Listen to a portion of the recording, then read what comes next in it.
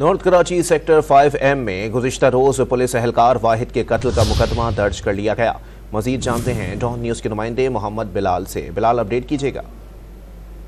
बिल्कुल, देखिए, north Karachi sector 5M में पुलिस एहलकार वाहिद परवेज की टारगेट किलिंग के मामले पर बिलाल कॉलोनी थाने में मकतूल के छोटे भाई बाजिद की मुद्दत में मुकदमा दर्ज कर लिया गया है। मुकदमा कत्ल और दहशतगर्दी के दिफात के तहत दर्ज किया गया है, जबकि FIR के मतन में ये बताया गया है कि मैं पुलिस में हूँ, बड़ा भाई पुलिस सिक्योरिटी जोन 1 में तैनात था, जबकि भाई सिटी कोर्ट में ADG बेस्ट का गनमैन था। मेरा भाई हस्बैंड मामूल ड्यूटी के लिए घर से निकला।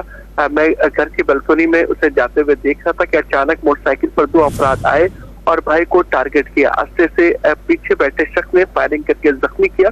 मुलजिमान अंधाधुंध फायरिंग करते हुए फरार हो गए।